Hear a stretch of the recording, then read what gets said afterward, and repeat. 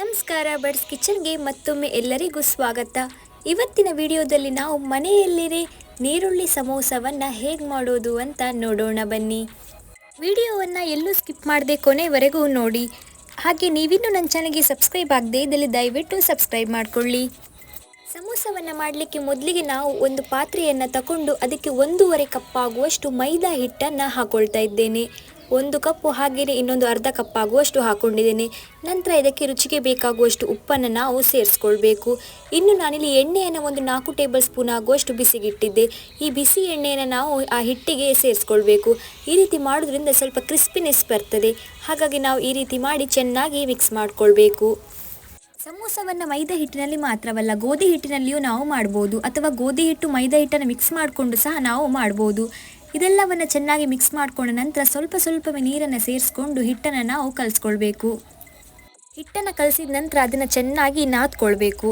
ಹಿಟ್ಟನ್ನು ನಾವು ಚಪಾತಿ ಹಿಟ್ಟಿನ ಹದಕ್ಕೆ ಕಲಿಸ್ಕೊಳ್ಬೇಕು.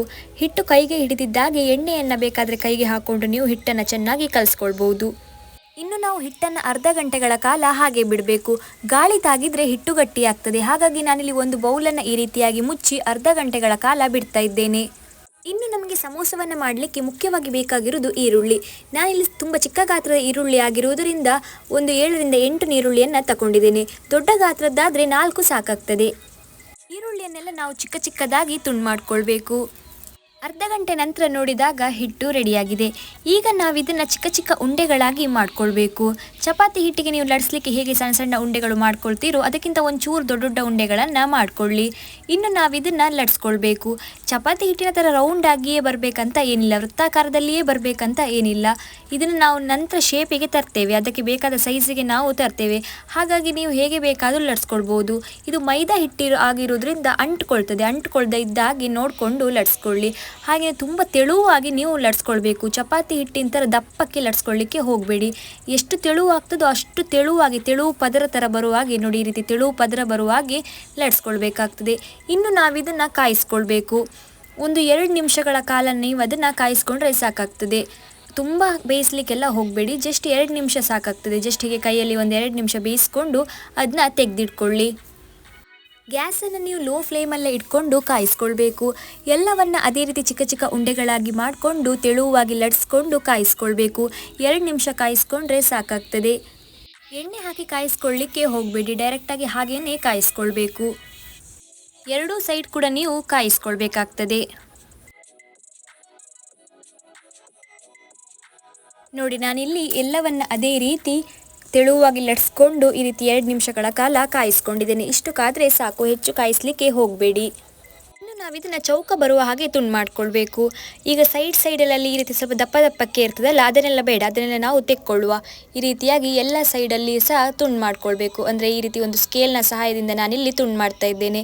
ಅದು ಚೌಕಾಕಾರ ಪೀಸಾಗಿ ಬರಬೇಕು. ಹಾಗೆ ಬರುವ ಹಾಗೆ ನಾವು ಈ ರೀತಿ ಸೈಡಲ್ಲಿರುವಂಥ ಪಾರ್ಟ್ಗಳನ್ನೆಲ್ಲ ಈ ರೀತಿಯಾಗಿ ತುಂಡು ಮಾಡಿಕೊಳ್ಬೇಕು. ನೋಡಿ, ಈ ರೀತಿಯಾಗಿ ಚೌಕಾಕಾರವಾಗಿ ಬಂದಿದೆ. ಇದೇ ರೀತಿ ನಾವು ಎಲ್ಲವನ್ನು ಇದೇ ರೀತಿಯಾಗಿ ತುಂಡು ಮಾಡಿಕೊಳ್ಬೇಕು. ನೋಡಿ, ನಾನಿಲ್ಲಿ ಎಲ್ಲವನ್ನು ಅದೇ ರೀತಿ ಚೌಕಾಕಾರಕ್ಕೆ ಕಟ್ ಮಾಡಿ ಇಟ್ಕೊಂಡಿದ್ದೇನೆ. ಈ ಕಟ್ ಮಾಡಿಡುವಂಥ ಪೀಸ್ ಸಹ ನಾವು ವೇಸ್ಟ್ ಮಾಡೋದೇನು ಬೇಡ. ಅದನ್ನು ಚಿಕ್ಕ ತುಂಡುಗಳಾಗಿ ಮಾಡಿ ಲಾಸ್ಟಿಗೆ ನಾವು ಎಣ್ಣೆಗೆ ಹಾಕಿ ಫ್ರೈ ಮಾಡಿ ಇಟ್ಕೊಳ್ಬೋದು. ಅದು ಕೂಡ ನಮಗೆ ತಿನ್ನಲಿಕ್ಕಾಗ್ತದೆ. ಈಗ ನಾವು ನೀರುಳ್ಳಿ ಸ್ಟಫಿಂಗ್ನ ರೆಡಿ ಮಾಡ್ಕೊಳ್ಳೋಣ. ನೀರುಳ್ಳಿಯನ್ನು ನಾನು ಮೊದಲೇ ಹೇಳಿದಾಗೆ ಚಿಕ್ಕದಾಗಿ ಕಟ್ ಮಾಡಿ ಇಟ್ಕೊಂಡಿದ್ದೇನೆ. ಇದನ್ನು ನಾನೀಗ ಒಂದು ಪ್ಯಾನ್ನ ಕಾಯಲಿಕ್ಕೆ ಇಟ್ಟಿದ್ದೇನೆ. ಅದಕ್ಕೆ ಈ ಕಟ್ ಮಾಡಿಟ್ಟಿರುವಂತಹ ಚಿಕ್ಕ ನೀರುಳ್ಳಿಯ ತುಂಡುಗಳನ್ನು ಅದಕ್ಕೆ ಹಾಕೊಳ್ತಾ ಇದ್ದೇನೆ. ನೀರುಳ್ಳಿಯನ್ನು ಎಷ್ಟು ಚಿಕ್ಕದಾಗಿ ಕಟ್ ಮಾಡಲಿಕ್ಕಾಗುತ್ತೋ ಅಷ್ಟು ಚಿಕ್ಕದಾಗಿ ಕಟ್ ಮಾಡಿಕೊಳ್ಳಿ. ಹಾಗೆ ಹಸಿಮೆಣಸನ್ನು 1-2 ಚಿಕ್ಕ ತುಂಡುಗಳಾಗಿ ಮಾಡಿ ಹಾಕಿದ್ದೇನೆ. ಇನ್ನು 1 ಸ್ಪೂನ್ ಆಗುವಷ್ಟು ಶುಂಠಿ ಬೆಳ್ಳುಳ್ಳಿ ಪೇಸ್ಟು, 1 ಸ್ಪೂನ್ ಆಗುವಷ್ಟು ಖಾರದ ಪುಡಿಯನ್ನು ಹಾಕ್ತಾ ಇದ್ದೇನೆ. ಹಾಗೆ ಧನಿಯಾ ಪುಡಿ ಮತ್ತು ಚಾಟ್ ಮಸಾಲ ಇದನ್ನು ಕೂಡ 1 ಸ್ಪೂನ್ ಹಾಕಿದ್ದೇನೆ. ಇನ್ನು ಅರಿಶಿನ 1 ಚಿಟಿಕೆ ಆಗುವಷ್ಟು. ಇವೆಲ್ಲವನ್ನು ಸೇರಿಸಿ ಉಪ್ಪನ್ನು ಸೇರಿಸಿ ಚೆನ್ನಾಗಿ ಫ್ರೈ ಮಾಡಿಕೊಳ್ಳಿ. ಇನ್ನು ಇದನ್ನು ನಾವು ಒಂದು ಪಾತ್ರೆಯಲ್ಲಿ ಹಾಕೊಳ್ಳೋಣ. ಈ ಪಾತ್ರೆಯಲ್ಲಿ ತೆಗೆದಿಟ್ಕೊಂಡು ನಂತರ ಇದಕ್ಕೆ ನಾವು 1 ಕಪ್ ಆಗುವಷ್ಟು ತೆಳು ಅವಲಕ್ಕಿಯನ್ನು ಸೇರಿಸ್ಕೊಳ್ಬೇಕು. ತೆಳು ಅವಲಕ್ಕಿಯನ್ನೇ ಸೇರಿಸಿ, ದಪ್ಪ ಅವಲಕ್ಕಿಯನ್ನು ಸೇರಿಸಲಿಕ್ಕೆ ಹೋಗಬೇಡಿ.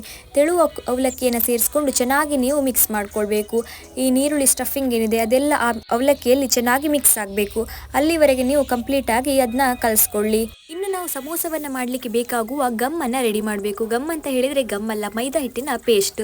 ಇದನ್ನು ನಾವು ರೆಡಿ ಮಾಡ್ಕೊಳ್ಬೇಕು. ಇದನ್ನು ರೆಡಿ ಮಾಡಿ ಮಾಡಲಿಕ್ಕೆ ಒಂದು ಬೌಲಿಗೆ ಒಂದು 4 ಟೇಬಲ್ ಸ್ಪೂನ್ ಆಗುವಷ್ಟು ಮೈದಾ ಹಿಟ್ಟನ್ನು ಹಾಕ್ಕೊಂಡು ಅದಕ್ಕೆ ಸ್ವಲ್ಪ ನೀರನ್ನು ಸೇರಿಸ್ಕೊಂಡು ಈ ಪೇಸ್ಟನ್ನು ನಾವು ರೆಡಿ ಮಾಡಬೇಕು. ಪೇಸ್ಟು ಈ ಒಂದು ಹದದಲ್ಲಿ ಇರಬೇಕು, ಸ್ವಲ್ಪ ಅಂಟಾಗಿ ಇರಲಿ, ತುಂಬ ನೀರು ಮಾಡ್ಕೊಳ್ಳಿಕ್ಕೆಲ್ಲ ಹೋಗಬೇಡಿ. ಈ ಒಂದು ಹದದಲ್ಲಿ ಈ ಪೇಸ್ಟನ್ನು ನಾವು ರೆಡಿ ಮಾಡ್ಕೊಳ್ಬೇಕು. ಇನ್ನು ನಾವು ಚೌಕಾಕಾರದಲ್ಲಿ ಕಟ್ ಮಾಡಿರುವಂಥದ್ದನ್ನೆಲ್ಲ ಮಧ್ಯಭಾಗದಲ್ಲಿ ಈ ರೀತಿಯಾಗಿ ಕಟ್ ಮಾಡಿಕೊಂಡು 2 ಪೀಸ್ಗಳನ್ನಾಗಿ ಮಾಡಬೇಕು. ನೋಡಿ, ನಾನು ಇಲ್ಲಿ ಮಾಡ್ತಾ ಇದ್ದೇನಲ್ಲ, ಈ ಚೌಕಾಕಾರವನ್ನು 2 ಭಾಗಗಳನ್ನಾಗಿ ನಾವು ಮಾಡಬೇಕು. ಎಲ್ಲವನ್ನು ಅದೇ ರೀತಿ ನಾವು ಮಾಡಿಕೊಳ್ಬೇಕು.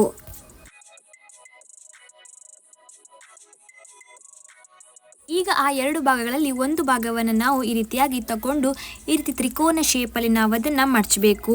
ಈ ರೀತಿಯಾಗಿ ಮಡಚಿ ಸೈಡ್ ಇರುತ್ತಲ್ಲ, ಅದಕ್ಕೆ ನಾವು ಏನು ಗಮ್ಮನ್ನು ರೆಡಿ ಮಾಡಿದ್ದೇವೆ ಅಂತ ಹೇಳಿದರೆ ಮೈದಾ ಹಿಟ್ಟಿನ ಪೇಸ್ಟ್, ಅದನ್ನು ಸ್ವಲ್ಪವನ್ನು ಹಾಕೊಳ್ಳಿ. ಸ್ಪೂನಲ್ಲಿ ಅಥವಾ ಕೈಯಲ್ಲೇನೆ ಹಾಕ್ಕೊಂಡು ಅದನ್ನು ಅಂಟಿಸ್ಕೊಳ್ಬೇಕು. ನಂತರ ಆ ಒಳಗಡೆಗೆ ನಾವು ಆ ನೀರುಳ್ಳಿ ಸ್ಟಫಿಂಗ್ ಏನು ರೆಡಿ ಮಾಡಿದ್ದೇವೆ ಅದನ್ನು ಅದರ ಒಳಗಡೆ ಸೇರಿಸುವಂಥದ್ದು. ಆ ಒಳಗಡೆ ಆ ನೀರುಳ್ಳಿಯ ಸ್ಟಫಿಂಗ್ನ ಸ್ವಲ್ಪನೇ ಸೇರಿಸ್ಕೊಂಡು ಅದನ್ನು ಸಹ ನಾವು ಆ ಮೇಲ್ಗಡೆ ಇರುತ್ತಲ್ಲ ಔಟರ್ ಲೇಯರ್ನ, ಅದನ್ನು ಸಹ ನಾವು ಈ ರೀತಿಯಾಗಿ ಮಡಚಿ ಅದಕ್ಕೆ ಸಹ ನಾವು ಆ ಪೇಸ್ಟನ್ನು ಹಾಕಿ, ಪೇಸ್ಟನ್ನು ಕರೆಕ್ಟಾಗಿ ಹಾಕಿ, ಇಲ್ಲಾಂದರೆ ಎಣ್ಣೆಯಲ್ಲಿ ಬಿಟ್ಟ ಕೂಡಲೇ ಅದು ಓಪನ್ ಆಗಿಬಿಡುತ್ತೆ. ಹಾಗಾಗಿ ನಾವು ಕರೆಕ್ಟಾಗಿ ಅದನ್ನ ಹಾಕ್ಕೊಳ್ಬೇಕು. ಇನ್ನು ನಾವು ಇದನ್ನು ಎಣ್ಣೆಗೆ ಬಿಟ್ಟರಾಯಿತು. ಎಣ್ಣೆನ ನಾನಿಲ್ಲಿ ಮೊದಲೇ ಕಾಯ್ಲಿಕ್ಕೆ ಇಟ್ಟಿದ್ದೇನೆ. ಎಣ್ಣೆಗೆ ನಾವು ಇದನ್ನ ಡೈರೆಕ್ಟಾಗಿ ಬಿಟ್ಟರಾಯಿತು. ಜಾಸ್ತಿ ಎಲ್ಲ ಕಾಯಿಸ್ಕೊಳ್ಳಿಕ್ಕೆ ಹೋಗಬೇಡಿ, ಸ್ವಲ್ಪ ಕಾದರೆ ಟೇಸ್ಟ್ ಚೆನ್ನಾಗಿರುತ್ತೆ. ಈ ಹೊರಗಡೆ ಎಲ್ಲ ಸಿಗುತ್ತಲ್ಲ ಸಮೋಸ, ಅದೆಲ್ಲ ಹೇಗಿರ್ತದೆ ಅಂತ ಹೇಳಿದರೆ ಅವರು ಜಾಸ್ತಿಯಾಗಿ ಅದನ್ನ ಫ್ರೈ ಮಾಡಿರ್ತಾರೆ ಕುರುಮನ್ಲಿ ಅಂತ, ಬಟ್ ಅದು ಟೇಸ್ಟ್ ಅಷ್ಟು ಚೆನ್ನಾಗಿರಲ್ಲ. ನಾವು ಮನೇಲೇ ಮಾಡೋದಾದರೆ ಸ್ವಲ್ಪ ಕಾಯಿಸ್ಕೊಂಡ್ರೆ ಸಾಕಾಗ್ತದೆ, ಅದರ ರುಚಿ ಕೂಡ ತುಂಬ ಚೆನ್ನಾಗಿರ್ತದೆ. ಆ ಲೇಯರ್ನ ನಾವು ತ್ರಿಕೋನ ಆಕಾರದಲ್ಲಿ ಮಡಚಿ ಒಳಗಡೆ ನೀರುಳ್ಳಿ ಸ್ಟಫಿಂಗ್ನ ಸೇರಿಸಿ ಮೇಲ್ಗಡೆ ಔಟರ್ ಲೇಯರ್ ಇರುತ್ತಲ್ಲ ಅದನ್ನು ಸಹ ಮಡಚಿ ಅದಕ್ಕೂ ಸಹ ಗಮ್ಮನ್ನು ಹಾಕಿ ಎಣ್ಣೆಗೆ ನಾವು ಡೈರೆಕ್ಟಾಗಿ ಬಿಟ್ಟರಾಯಿತು. ನೋಡಿ ಎಷ್ಟು ಚೆನ್ನಾಗಿ ರೆಡಿಯಾಗಿದೆ ಅಂತ. ಇಷ್ಟು ಫ್ರೈ ಮಾಡಿಕೊಂಡ್ರೆ ಸಾಕಾಗ್ತದೆ. ರುಚಿಕರವಾದಂಥ ಸಮೋಸವನ್ನು ಸುಲಭವಾಗಿ ನಾವು ಮನೇಲೇ ಮಾಡ್ಬೋದು. ಈ ಅಂಗಡಿಗಳಲ್ಲಿ, ಬೇಕರಿಗಳಲ್ಲಿ ಸಿಗುವಂಥ ಸಮೋಸವನ್ನು ಯಾವುದ್ಯಾವುದೋ ಎಣ್ಣೆಗಳನ್ನು ಬಳಸಿ ಕರೆದಿರ್ತಾರೆ. ನಾವೇ ಮನೇಲೇ ಮಾಡಿಕೊಂಡು ತಿನ್ನೋದು ಆರೋಗ್ಯಕ್ಕೂ ಕೂಡ ಒಳ್ಳೆಯದೇ. ಒಂದ್ಸಲ ಟ್ರೈ ಮಾಡಿ ನೋಡಿ, ತುಂಬ ಸುಲಭವಾಗಿ ನಾವು ಮನೇಲೇ ಸಮೋಸವನ್ನು ರೆಡಿ ಮಾಡ್ಕೊಳ್ಬೋದು.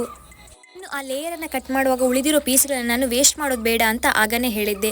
ಆ ಪೀಸ್ಗಳನ್ನು ಸಹ ನಾವು ಚಿಕ್ಕ ತುಂಡುಗಳಾಗಿ ಮಾಡಿ ಎಣ್ಣೆಯಲ್ಲಿ ಈ ರೀತಿಯಾಗಿ ಫ್ರೈ ಮಾಡಿಟ್ಕೊಳ್ಬೋದು. ಅದು ಕೂಡ ತಿನ್ನಲಿಕ್ಕೆ ರುಚಿಯಾಗಿರ್ತದೆ.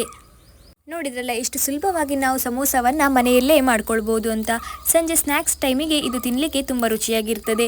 ನೀವು ಒಂದ್ಸಲ ಟ್ರೈ ಮಾಡಿ ನೋಡಿ. Thank you.